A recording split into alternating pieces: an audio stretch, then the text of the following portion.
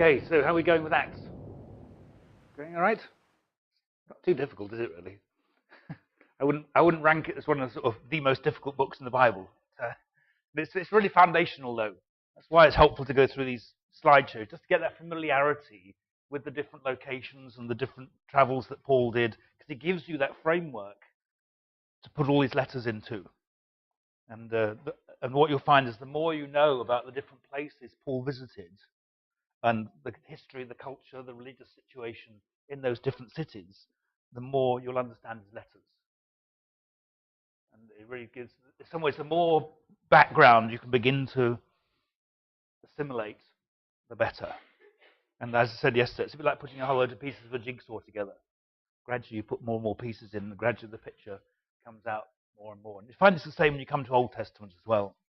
In some ways, Acts has the same sort of role as the book of Kings does in the Old Testament. You have the book of Kings, and then you can slip in all the prophets, and suddenly they will make a whole lot more sense as well. It's a very significant book for us as people who want to study the Bible anyway. Okay, any questions or thoughts from yesterday? Anything you didn't understand, didn't agree with? Please do feel free to ask questions. Okay, so we're going to carry on looking at the slideshow, first part this morning. We're part of the way through Paul's first missionary journey. We're up in Pisidian Antioch. Remember, that's inland in what's now called Turkey. At that time, that would have been part of the province of Galatia, where the book of Galatians was written to. There's a bit of a debate about that, by the way, which we'll come to, but never mind. One thing you'll find when you study these different books, just about you name it, there's been a big debate about it. And sometimes you think, oh, for goodness sake, can't you make up your mind? You know, and sometimes the debates can seem a bit sort of stupid, but sometimes they're really quite significant, and often you can go either way on them. You know, it's not a matter of this one's right, this one's wrong. There's actually evidence both ways, and sometimes we honestly don't know. And you have to be willing to have your mind changed. That's one of the challenges with biblical studies. However long you've been doing this for, whether it's a few weeks, if you're a student, or a few years, if you're a staff, or longer for certain people, Andy, and me, you have to be willing to change. And sometimes, you know, it's interesting. You read some new stuff, and you think, wow, I think that makes better sense. And I'm actually, one book I teach sometimes, the book of Daniel, and I actually changed my whole approach to the book of Daniel after reading some other things. And so it's quite interesting to be willing to do that and look at the evidence rather than sort of, it's quite easy to get locked into a particular viewpoint and not be willing to change. And I think that's one of the challenges we need to have, is if you're presented with new evidence, to think, oh, well, there's something to be said for that. And that's all part of learning, and part of the process. Anyway, so here we are up in Pisidian Antioch, and this is actually the main Roman road, as it is. Well, that was taken in 2011, that picture. So it's an amazing thought that those stones were actually walked on by Paul. It's quite amazing. I always remember sitting in Ephesus and thinking, actually, a whole lot of these guys who are well known in the New Testament actually walked on these same stones as I'm standing. Really quite, you know, it's really amazing. The same when I went to Israel. You could go up there in Galilee and you go across these fields and by the shore and things. This is actually where Jesus actually really was. And in many ways, it looks remarkably the same. It's very different when you get to the city, but in the rural areas, often it doesn't actually look very different. And it really makes it come alive. I've appreciated the times I've had to do that. Anyway, these are some of this is on my list of places I'd like to go to, these cities in Turkey. Anyway, so let's move on. Oh, I have to do this, don't I? I'll get there in a minute. Oops, what's happened now? No, there's one missing now. Okay, this is a ruins of a church in Pisidian Antioch. And it was actually built on the site of the synagogue where Paul preached his message in Acts chapter 13. So it's like the church took over the synagogue. I don't know whether the Jews were very pleased about that, but obviously you can see that Paul's preaching was effective, and that actually became the center of the worship of Jesus, even though he got kicked out when he first went there. So there's an interesting little story there to it.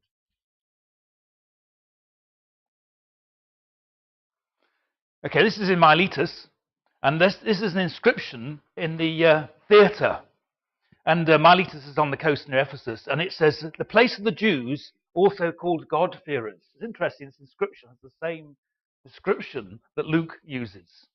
Luke tends to use it in terms of Gentiles who come to faith. Whether whoever wrote that inscription was describing the Jews as God-fearers, it's open to debate. I don't know. But it's interesting that little phrase is found there. Where's it gone? Okay, this is Iconium. And Iconium is a great big city now called Konya. And there's actually an inscription there which says Iconium on there. And our oldest son, he's in the Air Force, and he got sent to Konya a few months ago, and he went to the Air Force base. Anyway, that's about it. And, they were doing all sorts of exercises with because Turkey's part of NATO, and so we sort of worked together. So it's interesting. He got out to go there. I've never been. But, it's funny. Some of these sites, New Testament sites, some of them have continued to be places of residence and have developed into great big cities. And the problem with that is that all the archaeology is hidden away underneath.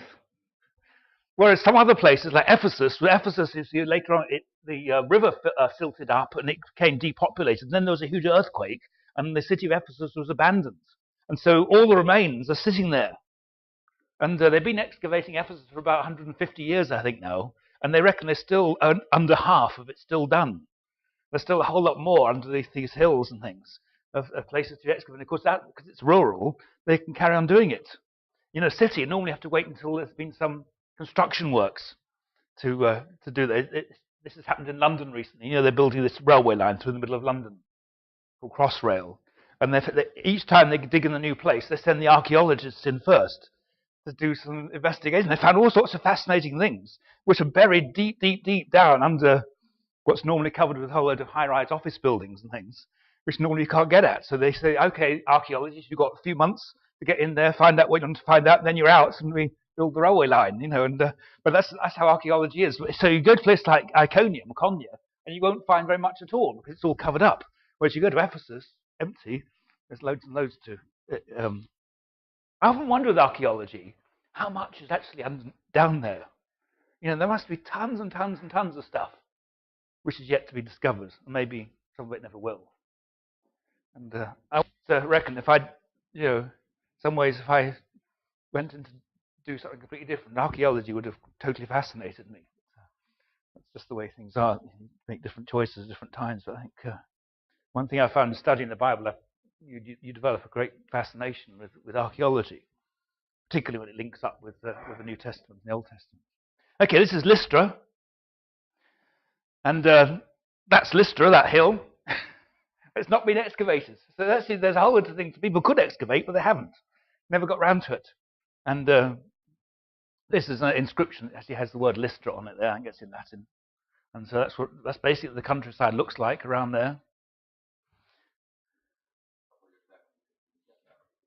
Oh, yeah. Oh, you've been there? Oh, very good. You got any photos? Yeah.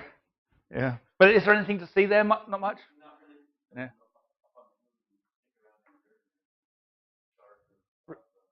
Really? Yeah. Yeah. You never know. Because what tends to happen is these towns, as they produce more rubbish, the town gradually gets higher and higher, and that's why you get these what they call tells. And basically, you dig down, and you find older and older stuff. Okay, now it's in Lystra that we had that rather strange episode of Paul and Barnabas being thought of as Zeus and Hermes. And you remember they had quite a positive response. The people wanted to try and offer sacrifices to them and things like this. But apparently there was a bit of a history to this. But apparently, according to this story by a guy called Ovid, there was a previous visit of Zeus and Hermes to this town, and they'd not been welcomed very well. And so when they thought they'd come back again in the form of of Paul and Barnabas, then they welcomed very, very nicely and thought it was the Greek gods come for a visit. And you can read that if you there. But basically, it said there's a swamp, and it's once inhabitable. Now there's all sorts of birds living there. And then Zeus and Mercury went there, and they looked for a place to rest, but no one received them except one little house.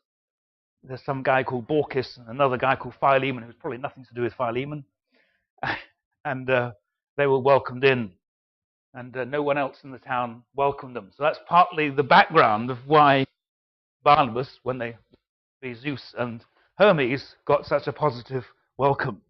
The other thing also you'll find when you when they visited places like Lystra and also in Athens, you get an example of Paul's preaching to pagans. Now, if you're a Greek or local person living out there in the middle of Turkey, and Paul came along and started talking about a herd of Old Testament characters like Abraham and Moses, what would that mean to them? The answer is absolutely nothing. Because they just would have no idea who these people were. And so what did Paul do when he was talking to people from that sort of pagan background? What was his message?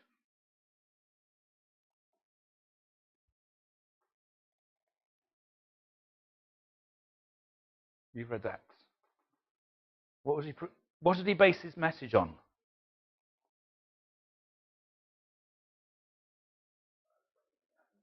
In Athens and in Lystra, there's similarities with what Paul spoke about.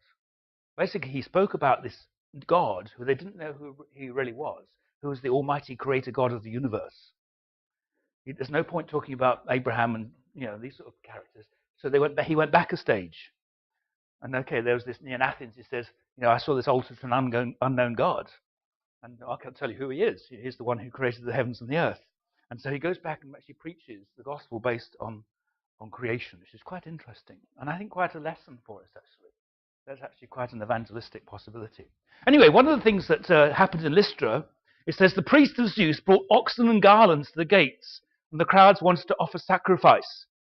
Now, I remember when I went to Ephesus, all over the place were these sort of carvings of an ox with a whole load of flowers. Garlands of flowers over them. They're all over the place. I saw lots and lots of them. And this is an example of one. And here we have, you see, they bring the ox with garlands. It's like they sort of decorate these oxes, male cows, and with flowers, and then onto a sacrifice. So it's quite a sort of common motif there. Okay, this is Derby. Again, Derby not been excavated. That's Derby.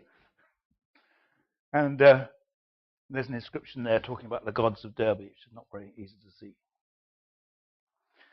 Okay, so we talked a little bit about this yesterday. What I've done on this slideshow is actually put Paul's letters in a bit, so I'm getting ahead of what we've done slightly. And we talked about the Council of Jerusalem yesterday, and the big issue about Jewish legalism. Do Christians need to be circumcised before they come to Christ? And it was just after the first missionary journey that Paul wrote his letters to the Galatians. And when you did your syllabus, did you look at the structure of New Testament letters? How New Testament letters, how do they go? What do you start with? The greeting, Paul to the church in wherever, and then what comes next? A blessing, and then a prayer. And then he gets into the bit of the letter. And sometimes that's quite short, and sometimes that's quite long. In Romans, the introduction goes on for about a whole chapter. But in Galatians, there's no prayer. There's no thanksgiving. Paul, when you read Galatians, you realize that Paul was very, very upset. He's very emotional. He obviously couldn't think of a single thing to say thank you to God for what was going on in Galatia. I'm astonished you're so quickly forsaking. You really, one of the interesting things to do when you read these letters is to look at the emotions. Sometimes we miss it. We think, this is the Holy Bible. But actually, you need to remember, these were real letters addressed to real people in real churches doing real things. And some of those real things were pretty bad. And so it's not surprising that Paul and these other guys got really upset times. And to me, that's one of the things that makes it really live. And it's always important to remember when you're reading the Bible, to remember that these were real life documents. They're written to real people, in real history, in real situations. And thing to remember always, you see, the Bible's not a book of theoretical theology. It's not a book of systematic theology. It's applied theology. You know, what Paul does is he takes the great truths of the Christian faith, the truths of the gospel, and directs them into the situation of his readers. This is something we're going to talk about tomorrow, the whole thing of how do we do last stage application. Amber, a few SBS, Phil and I were talking about this. We realized we weren't doing it very well. And we had to think about it. And because we were very good at observation, very good at interpretation, but actually could be quite weak on the area of application. And it was partly when we started developing the teaching and preaching school. And because that's what you're doing with preaching, you're basically taking what we've done with the School of Biblical Studies of the observation and interpretation and bringing it into today and bringing a message. And we'll talk more about this tomorrow, but that's one thing we need to be thinking. And by the way, if you ever find it difficult to think of application, do you ever find that? I'll tell you a trick. Just imagine you're preaching on Sunday morning, and this is your passage. What are you going to say? That really helps you think of application. because one of the things to remember is application is not just for me. It's what application if you're going to pass it on to others as well. And that can often help you find some good application, a good message. So there's a little tip for you. Just imagine you're preaching it. And you think, I never want to preach. But, anybody feel here called to preach? I do a bit. And I mostly teacher, but I can preach as well. I can bring a message. But what you'll find is that what we have here on this school is an amazing foundation. It's a really incredible foundation you're being given. You know, often you get to the end of the school and think, have I really learned anything? But actually, the grounding you have in the scriptures is really quite remarkable. And I always say to SBS students, be very careful. Because when you go back home to your church, you'll probably know the Bible better than anybody else in the church, including the pastor. And I'm not joking either. Because most people who've been to Bible college, you do about 3 or 4 or 5 books and that's it. I always remember the very first school I ever was staff on. We had a guy called Alan May came. He was in his 50s then, I think, around 40s or 50s, and he'd been a Baptist pastor for 25 years. And I thought, oh no, this is my first time on staff. Okay, now just imagine this. You see, your first time up here teaching, and in your audience, you've got somebody who's been a Baptist pastor for 25 years. And what on earth am I doing up here? But it's interesting. About 2/3 of the way through school, I talked to him once, and I said, "Have you learned anything here?" Because I thought, if you've been to Bible college, you've been in ministry all this time, had you actually learned? He says, "Yeah, it's incredible. I've learned so much." Because he said at Bible college we didn't do very many books, and most of the time I was preaching, I preached just from the New Testament. Mostly from the Gospels and Paul's letters. He said he hardly ever really studied the Old Testament much. Isn't that great, though? But even somebody who's had that level of ministry experience came here and learnt such an amazing lot. So wherever you're at, and that's one of the scary things. Anybody feel a little sort of calling to come on staff? That's one of the scary things, is you find out who your students are. It's like when the second time I was on staff, we went to help start the school in Australia. And that was an interesting faith venture. We needed £2,000 we didn't have to go to Australia, and then a visa. And we got out there, and then I discovered who were the students. One of the students was the national leader of YWAM Australia. I thought, dear. But then the only thing you can think of is, well, I've done the SBS and he hasn't. And God's called me to be here and him to be there. That's all you can do in there. You can't do anything else. Otherwise, you just get intimidated. But anyway, so you've got a great blessing here this year. So seize it and use it. Okay, let's. Second missionary journey. Again, they start off in Antioch. This is like a summary here, and then we'll look at the details. There's another little Roman boat. Remember how tiny they are? So this time, he goes from Antioch And he goes directly up the main road through Tarsus, probably says, "Hello, Mum,"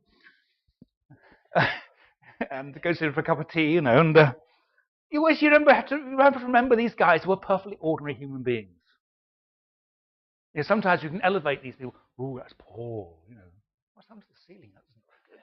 That doesn't look very healthy at all.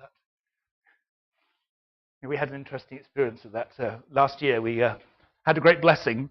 We've actually got our own house. And this is a total miracle.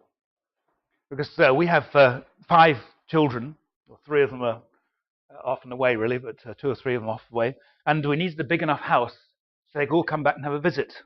Now, to get a big enough house to do that, you need about £500,000. At least. Which is just totally impossible.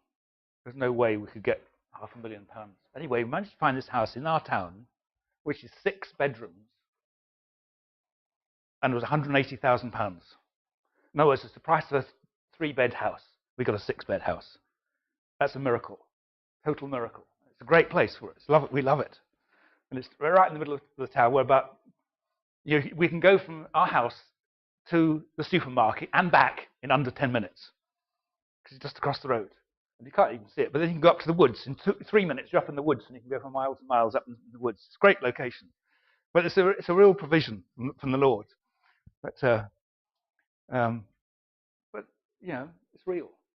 It's real life. Anyway, so Paul goes back through Tarsus, back through Derbe, Lystra, Iconium. But these are the places he'd been beaten up and thrown out before. And see what he does. He goes to these churches, he goes to these cities, starts a church, appoints local leaders, and then he has that continuing pastoral oversight. So he'll go back and he'll write letters to them, but also he'll go back and visit. And then he goes, basically what he's doing in the second journey, you can get an idea of what's in his mind. This was the main road from the east through Asia. The next city on this road is Ephesus. And then you basically cross over to Greece, go through Greece, and you're on the way to Rome. This is where Paul was going. I think this is what he had in mind. I'm on the way to Rome. Now, when you read the book of Romans, in the first chapter it says, "I've often wanted to come to you, but thus far I've been prevented." And there's a number of times in his missionary journeys, you get the idea, I want to go to Rome. I want to go to Rome. But the Holy Spirit had other ideas. And he got diverted up here and to Troas, that's the old city of Troy, the Greek stories. And then he has the vision from the man of Philippi, come over here to Macedonia. And so he goes to Philippi, Macedonia, Berea, starts the churches up here, comes down to Athens, Corinth, which becomes a very significant place for him, back to Ephesus briefly, and then returns. As I said, it's really helpful for you to get familiar with the journeys. So that's why you're getting to draw these maps, but also just have them in mind. So when you read the other books that Paul wrote, you can say, aha, this was on the second missionary journey when he'd just been here, and he writes there, and you can fit it more into the context. Okay, this is the Roman road, the main road from the east near Tarsus. These are the stones that Paul walked on. Still there. Amazing, isn't it? And the Romans had some good qualities. In the West, we tend to think Rome so great, but actually, morally, they were awful.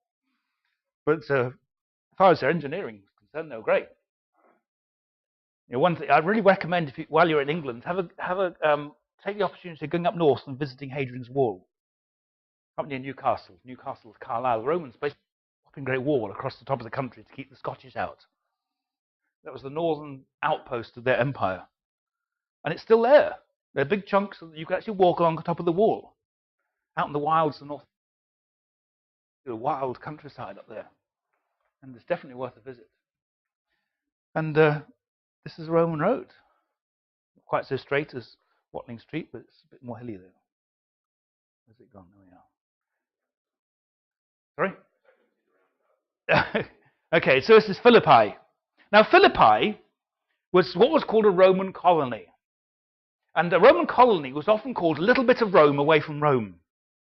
And it's a bit like that, in modern times, where you get a group of people who go and live somewhere else from one country and go and live in another country, they often keep their national identity very strongly, often more strongly than the locals back home.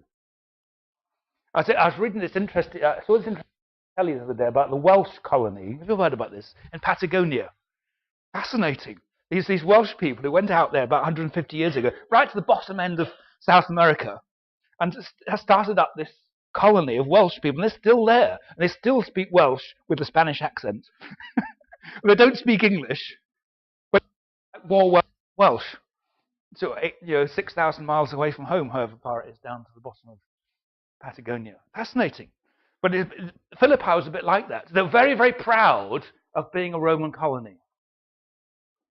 And it's very interesting how Paul addresses this in his letters to the Philippians.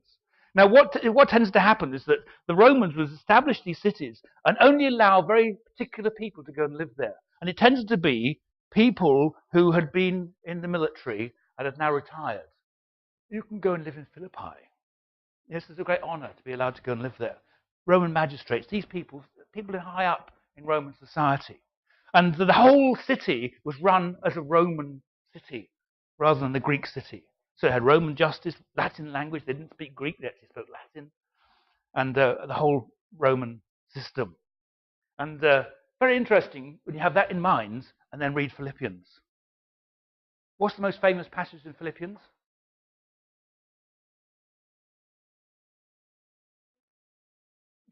No, it's a really, really famous passage. No, it wasn't the one I'm thinking of. What about the passage about Jesus? There who's the Son of God gave that up. You read that in the context of this proud, proud city.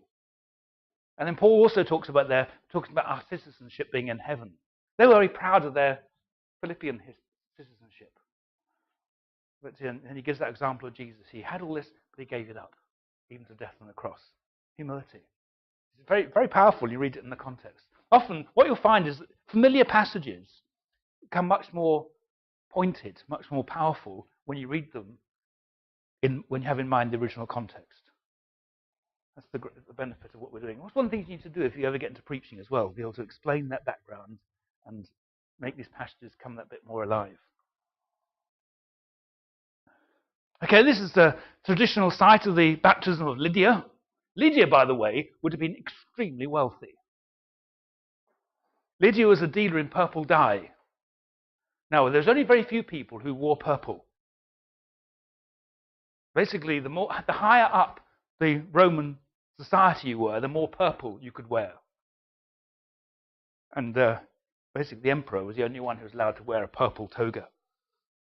And they often would say you were elevated or raised to the purple when you became emperor, because you're the only one. So purple dye was very expensive. So Lydia basically did very, very well for herself, trading in purple dye. She was a diamond merchant of the old equivalent. And she came to Christ. And that's one of the traditional sites of her baptism. It doesn't look very deep, does it? Anyway, this is another little carving is found here in Athens. And this is somebody who's has a spirit of divination, like the person that Paul met in Philippi. Remember, they're walking around. This slave girl kept following them around. I know who you are. You're the, and eventually Paul got so fed up he cast the demon out of her, and the guy who owned this slave girl got very upset and was hit in the pocket, and they got put into prison. But this is a pythoness, somebody who has the spirit of divination, the spirit of a snake, and who could predict the future.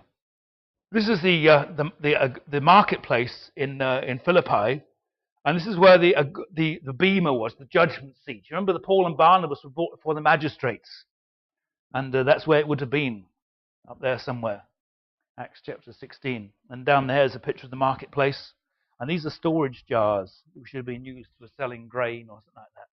There's a scoop out, and you want a kilo or whatever it is of wheat. There you are. There's the marketplace, the agora. This is the traditional place of the prison in Philippi where they had the earthquake. This isn't really because it's actually built much later, but it's a traditional site. And remember, they weren't in prison very long. And there was an earthquake and they got released. Okay, now one of the things that Paul took advantage of a number of times was the fact he was a Roman citizen. And so this is a Roman citizen. And there's it was like a privileged position in the Roman Empire, which Paul would take advantage of. One was that the Roman citizen had a right of appeal to the emperor. And that's what Paul took advantage of when he was about to be brought before the Jewish Sanhedrin. Anyway, so there are different ways you could become a citizen. And one was by birth. That's what Paul had. If his father or grandfather had been given citizenship, it was passed down the family. So if your dad had been made a citizen, you would be also, and you would have a certificate to prove it, like a passport or something. Also, you could be made a citizen as a reward from the emperor. If you were a very loyal service, the emperor would say, "You've done very, very well. I now proclaim you're a Roman citizen." Now, as a citizen, you're allowed to wear a toga. So you could actually tell what social status people were by what they wore down the street.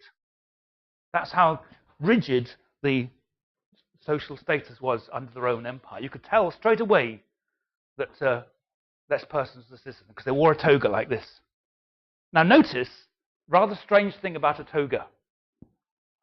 Notice the left arm. The toga was sort of draped around, but you had to hold it on with your elbow on your left hand. If you didn't, you might have a little bit of a disaster. It might fall off.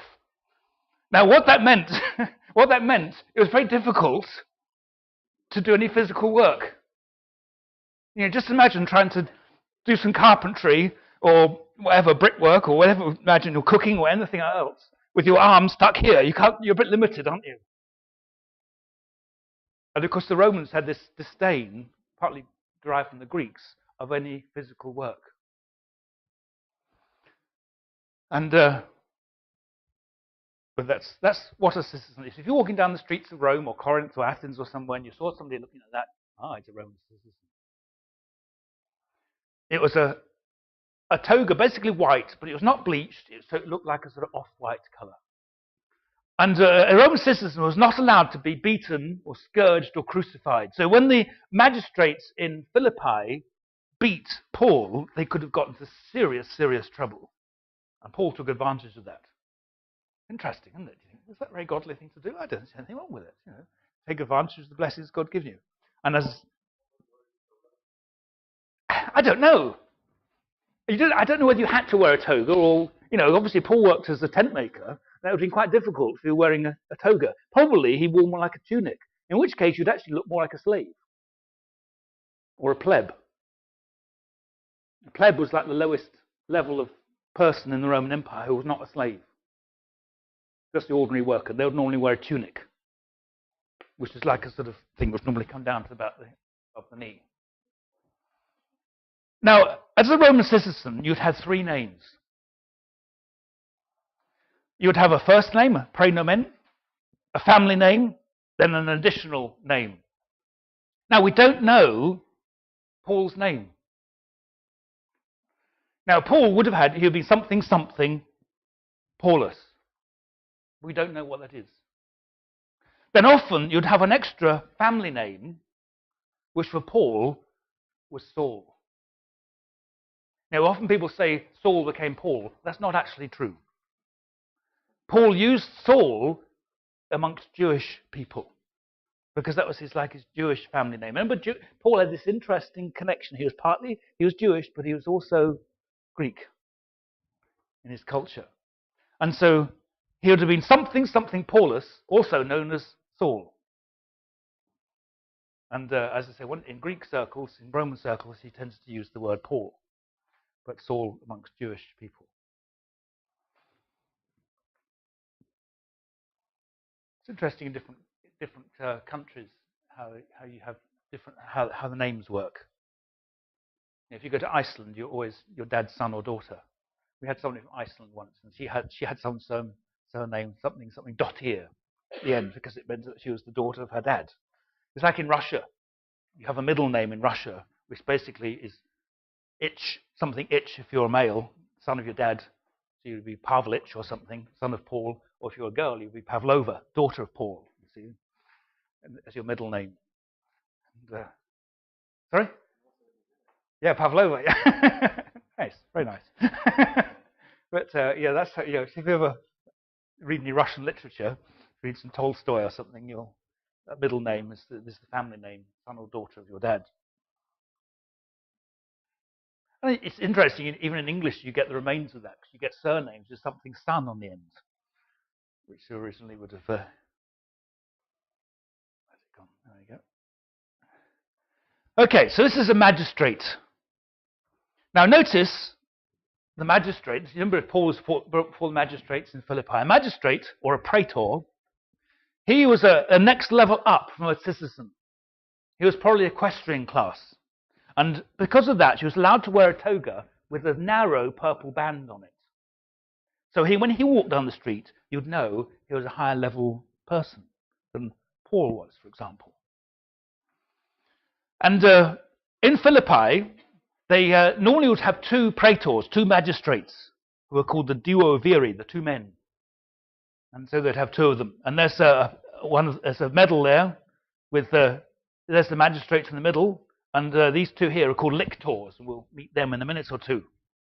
Because the lictors are here, often they're translated police, and they were the people that accompanied the magistrates on public or ceremonial occasions.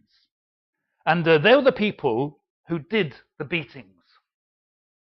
Okay, so you'd have the magistrate accompanied by his lictors, and the magistrates say, this guy here deserves to be beaten, get to it, to his lictors. And the lictors carried what was called the fasces. Now, have you heard this word before anywhere? This is where the word fascist comes from, which the Italians under Mussolini took over during the Second World War and before. And basically what it is, the fasces is a bundle of sticks and an axe. And it was partly symbolic and partly real, because the sticks meant they had the authority to beat people, and the axe meant they had authority to behead them, to kill them. So these were the fasces. And so these were the people who would be there with the magistrates, and when Paul and Silas were about to be beaten, they were the people to do it. And of course, that's when Paul said, well, actually, is it right for you to beat a Roman citizen? They said, oh, because if they did it, and then it was found out afterwards they'd beaten a Roman citizen, they would have been in serious trouble. So that's where fascist comes from. Okay, this is the Roman road that goes through the northern part of Greece. It's called the Via Egnatia. And remember, I said you had another main road that came down through Ephesus and then across through southern Greece up to Rome. This is the one that goes across the northern part of Greece, and it's called the Via Egnatia. Basically, it goes from Byzantium, now modern Istanbul, across here to that's about where Doris is in Albania now. Anybody been to Albania? Loads of Roman remains there. It's a fascinating place. When I was first came to the Lord, Albania was like the darkest place in the world. You know, number one most persecuting country in the world, like North Korea is today. You know, Albania was like Albania, and with great interest, we followed the whole sort of events of the collapse of the Soviet bloc and the fall of the Berlin Wall, because God had really called us to minister into these places. And so it's very exciting. 1989 was incredibly exciting, hearing about the Berlin Wall coming down. I can tell you all sorts of stories about that. But 2 years ago, I went to Gatwick Airport to catch the flight to Tirana, Albania. I remember thinking, this is totally weird. This is this totally closed country. It was totally possible, because I was going to Albania, guess what? To teach on the SBS. And it's like, this is uncanny. This is unreal. You just imagine you're getting on the flight to Pyongyang to go and teach on the SBS. Okay? That was the equivalent. And the lesson is, with God, these things are possible. You know, because you've seen it happen. So you're in faith for SBS Pyongyang. Anybody feel called? Very good. Okay. How about SBS Saudi Arabia or Tehran? You were surprised what's happening in Tehran, by the way. But things can change, can't they? Things can change. And I was brought up, you know, very much during the whole Cold War era. That's what my first memories on the sort of wider scale of all, events of the Cold War, Cuban Missile Crisis and things like that, and the whole threat from the Soviet threat. And so for me to go and start the SBS in Russia was really quite amazing. The idea that would actually be possible, and still there. Anyway, so the Via Ignatia, there's this main road across here, and this is the road that Paul had gone onto when he gets to Philippi, onto Thessalonica. And again, I think you have it there, you can see it there. He had it in mind, I'm going to Rome. I'm going to Rome. I'm on the main road. This is the A5 this time rather than the M1. This is the main road to Rome. I'm going to Rome.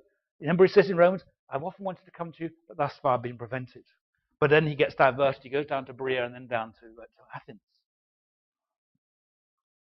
There's the Via Ignatia, still there in Philippi. You can go and walk on it. I'd like to go to Philippi sometime. I have a great long list of places I want to go and visit. I'm gradually ticking them off. But, I'd love to go to some of these other places when I get the opportunity. There's another view. Isn't that amazing? That's still, it's so distinctly a road, isn't it? 2,000 years on. Nobody's built a motorway over the top or anything like that. Yeah, it's an amazing thought. You went out and dug down. Isn't that an amazing thought? Still there underneath. I don't think I would appreciate you very much if you did that. It's busy enough as it is. When we first came here, there was not a roundabout at the top of Higham Lane. It was a right turn. And there was no, the speed limit was higher. It was 60 along here rather than 40, I think it is now. So it was even more lethal back then than it is now. And anyway, we had a very close near miss once out there. But I was turning right into the entrance to the lodge. And there was this lorry coming up behind. I thought, he's not stopping. So I jammed my foot down on the accelerator and raced off down the A5. And I think he would have had us otherwise. We did actually have a fatality out there. So very sad. Anyway, so there's Thessalonica. And what's remarkable about Paul's time in Thessalonica is that he was only there for 3 weeks. And again, he goes to the synagogue, preaches the synagogue, and then gets thrown out, and then goes and preaches in the marketplace. This is a part of the marketplace in Thessalonica. There's not so much to see archaeologically in Thessalonica, because it's a very big city now. It's all underneath somewhere else. Now, one of the things that we see from the Acts is Luke's amazing accuracy with his technical terms. Remember I said people used to say about Luke, he's not a very good historian, but now they've shown he really was very good. And one of the examples is that when he was in Thessalonica, Luke talks about people called politarchs. It's not in the English text, but in the Greek text. And I don't know what's happened here. It's come out funny. That's supposed to be the Greek. But anyway, these are inscriptions they found. One of them is in the British Museum, but I've never found it. And it's called the Politarch inscription because it actually names the politarchs, these chief magistrates of Thessalonica. And it was only Thessalonica and Philippi that called their magistrates politarchs, nowhere else. And so Luke uses that word accurately. And again, it just shows us he's done his homework. He knows what he's talking about. Okay, so this is a summary of the next part. We're going to go down towards Corinth and Athens. And then he goes back through Ephesus back to Jerusalem. Here's Athens. This is the Areopagus, Mars Hill, where Paul gave his speech. And again, you see, he talks from creation about the creator God of the universe who was unknown to them. This is an altar to an unknown God. There really were such things. And this is one they found. One guy said, it was easier to meet a God than a man in Athens. You remember when Paul was in there, he was amazed at how many idols there were. And he makes comment about it. And in 1716 says, Paul was deeply distressed to see that the city was full of idols. And this is an altar to an unknown God. That's what the inscription says there. So Paul uses that. It's interesting how many cultures, when you dig down in the culture, have this story way, way back about this God they used to know, who they've lost touch with, this creator God, this all-powerful God, who they don't know anymore. And So Paul could use that and say, I'll tell you who he was. He's the one who made the heavens and the earth. And you can come to know him. Powerful, isn't it? Only trouble is the Athens just laughed at him. Now, in his speech at Athens, he quotes from a pagan Greek poet. And he actually uses the same poet when he sends his letter to Titus as well. And this was a guy from Crete called Epimenides. And the Cretans had a story that Zeus was buried on the island of Crete. Now, the trouble is, you see with that, is that if there was a god, he doesn't get buried anywhere. He's supposed to be eternal. And so Epimenides criticized, he was a Cretan, criticized the Cretans for saying they had Zeus's tomb. And this is what he said. They fashioned a tomb for thee, O holy and high one, that's Zeus. The Cretans, always liars, evil beasts, and idle bellies. That's what Paul quotes in the book of Titus. But you are not dead, you live and abide forever. For in thee, we live and move and have our being. That's the bit he quotes in Athens. It seems to me this is the only bit of poetry that Paul knows from the pagan Greeks. So he actually uses it twice in different places. And what he's done, he's taken this bit here, which is originally describing Zeus, and say, well, actually, in you we live and move and have our being. God. Interesting, isn't it? How he's changed the context slightly. Anyway, that's Epimenides. This is another poet he quotes, called Aratus of Sicilia. That's in Turkey somewhere. And this is also talking about Zeus, and talks about all the things. And it says, we also are his offspring. And he also quotes that in Acts chapter 17, but actually then applies it to God.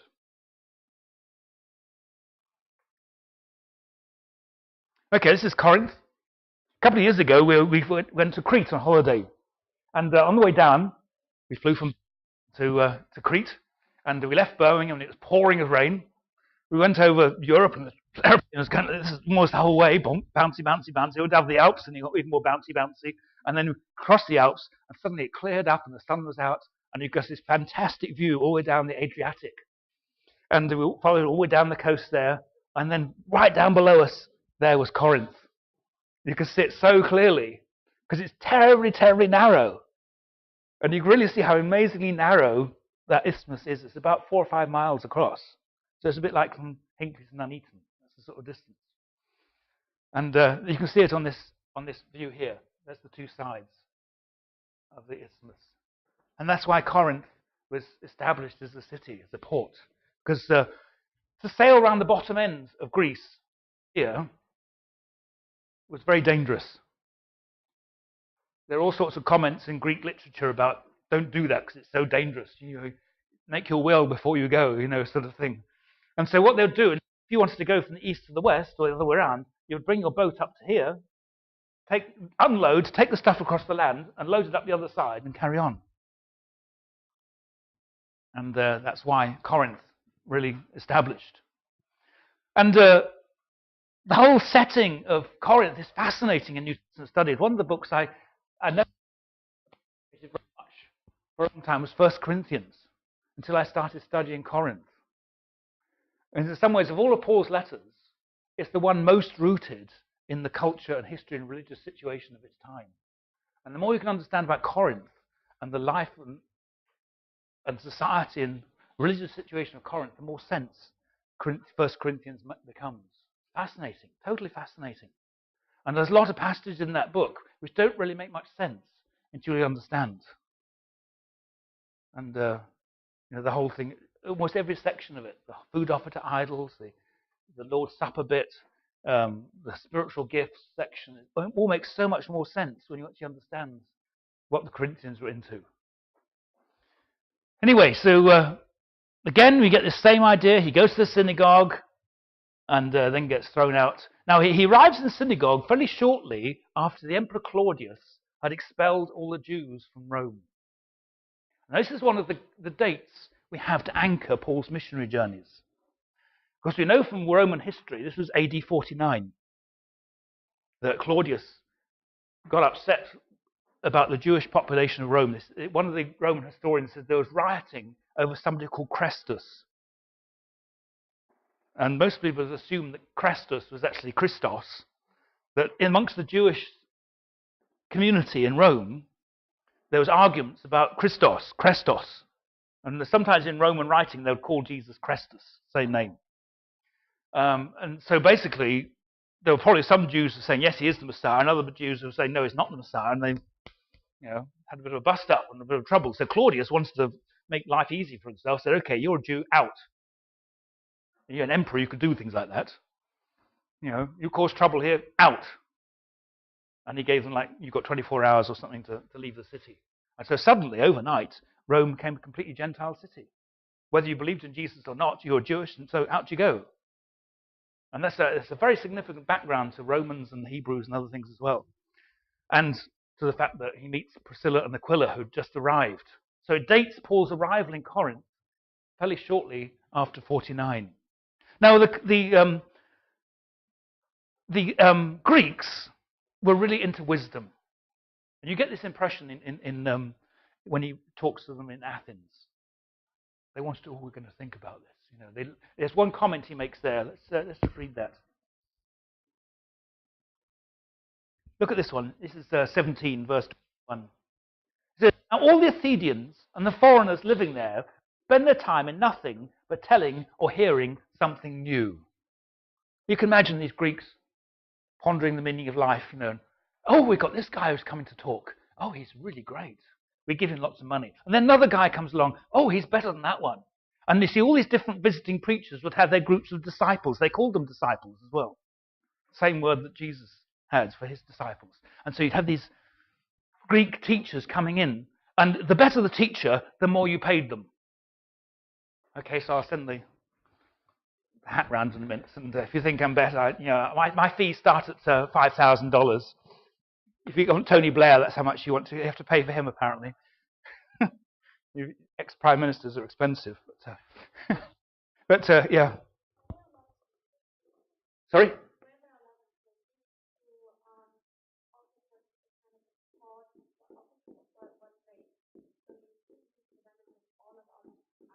Yeah, it can be, yes. It was often not so much the content, but how you argued it. This is what they call rhetoric. The more eloquent you were as a speaker, the better you were. It doesn't matter whether what you said was complete rubbish. But they wanted to hear something new. It was a presentation, not just what you said, but how you looked as well. So these are what they call sophists, yeah. And what happened in Corinth, is that the people were comparing Paul to these sophists, these visiting teachers. And Paul did not match up. First of all, he didn't look much. He'd been beaten up a few times. He probably had a few black eyes and scars here, there, and everywhere. And and there's contemporary descriptions of Paul which don't sound amazingly wonderful. If you were going to become this great Greek teacher, you had to look like a Greek god. You had to look like one of these statues. And Paul did not match up. Also, you'll find that Paul, even himself, says, I'm not a very good speaker. He says that, I came in fear and trembling. And that in 2 Corinthians, you get the whole thing about, it's not the messenger, but it's the message. I got a message in weak jars of clay. Here's the jar of clay. Now, you see, that's totally opposite from the way the Greeks would think. For the Greeks, it was the messenger was all important. How they said it, what they looked like, and like this. So they were comparing Paul with these and basically thinking Paul's not much good. Now, when you read Corinthians, you'll find there's another guy they really liked, and that was Apollos. Apollos was eloquent. Apollos could get into this Greek argument, this rhetoric. And so they thought Apollos was better than Paul. And that's why in the church in Corinth, you get some people, we follow Paul, we follow Peter, we follow Apollos, we follow Christ, you see. They have this factionalism in the church over these Greek teachers. And that's the background to it. And this is what's going on in these first couple of chapters.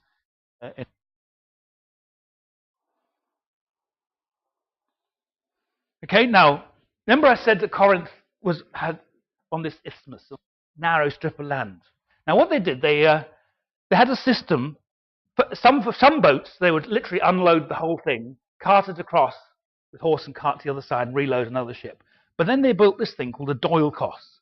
And what they could do here, they could literally pull the boat up onto wooden rollers, and with enough slaves, you could pull the boat right way across. Now, somebody back then had the idea, well, why don't we build a canal? They said, oh, let's do that. Let's build a canal across. And then somebody said, well, actually, we can't do that. It'll cause flooding because the sea is higher on one side than the other. What? But we have a modern understanding now. And so it took until about 1890, apparently, when they did actually build the canal. It's there now. You can go through it, apparently. But that's how they used to get the boats across. Now, this is about Claudius. There's the Emperor Claudius. And this is the quotation from Suetonius. Since the Jews constantly made disturbances, the instigation of Chrestus, he expelled them from Rome. And then there's another quotation, doctrine of Addai, whoever that was, and basically about the expulsion under Claudius. Now, what happened when Claudius died in 54? His edicts lapsed, and the Jews started returning. Okay, this is the Temple of Apollo, Corinth. Apollo is the god of the sun and music and also homosexuality. You had male prostitutes available. That's another fascinating thing with the whole background of Corinth, this whole sexual side of it as well. But I'd like to go to Corinth and see some of these. There's the bema, the judgment seat where Paul stood before Gallio. Gallio was the Roman governor. Remember, the Jews brought him before Gallio, and because he's saying we shouldn't obey the law, and Gallio basically said, I'm not interested. Very significant in the whole context of Acts. Because again, what you have there, you have the Jews accusing Paul, opposing Paul, but when he's brought before the governor basically says, I'm not interested. I don't see this guy as a threat. Very significant. During the period of Acts, right way up to 64, the church, the believers, came under the protection of Rome. Now, under Roman law, there were two different types of religious system. Very simple. Legal or illegal. You're either one or the other. Now, legal religion was worshipping the Greek gods and worshipping the emperor and being a Jew. And so, in the early days of the church, most of the people in the church were Jews. So, from the Roman perspective, they were Jews, therefore legal. Now, as you get increasing number of Gentiles coming into the church, they began to wonder. But during the period of Acts, you find that Paul still came under that protection again and again and again through the book. And it's also interesting to pick up a bit about the social impression of the Christians at the time. You know what they used to call Christians? The ordinary people down the street, what would they call the believers in Jesus? Atheists. You're an atheist. You know why? Because you don't believe in the Greek gods. Okay? They used to say, away with the atheists. In other words, thrown to the lions. Later on. They'd also be described as immoral. Do you know why? Because they used to meet together and have meals together. And in Roman society, having a meal together, a banquet together, meant one thing. The after dinners. When you were 18 in Roman society, you could have the toga virilis. You know what that meant? As a young guy, it meant you could enjoy the after dinners. And the after dinners, nice young ladies provided for your entertainment. The after dinners, you could have the toga virilis and enjoy. It basically became an orgy. And so when the Christians met together and ate together, and particularly when they call their meetings love feasts, people came to only one obvious conclusion. Also, the Christians were accused of being cannibals, eating human flesh, particularly the flesh of babies. You know why? Because they ate the body of the Son of God. So they were cannibals, eating human flesh, particularly babies. So it's interesting, isn't it? So if you're a believer in Jesus, you're an atheist, you're immoral, and you're a cannibal. Amazing what sort of wrong impressions people can get. And what you'll find in some of the writings of the early church leaders after the time of the New Testament, they're basically defending the Christian faith against these sort of accusations. Fascinating. Anyway, so Gallio becomes the governor of Achaia, and we know from history he became the governor in 51, and he was only governor 1 year. So it dates very accurately the time when Paul was brought before him, because it says that Gallio had just become. So it's basically this is the summer of faith. It connects the book of Acts into a point in history. This is an inscription here. If you're into reading Greek, Gallio, Omega. Anybody read Greek? I learned some Greek. I can pick out some of the words.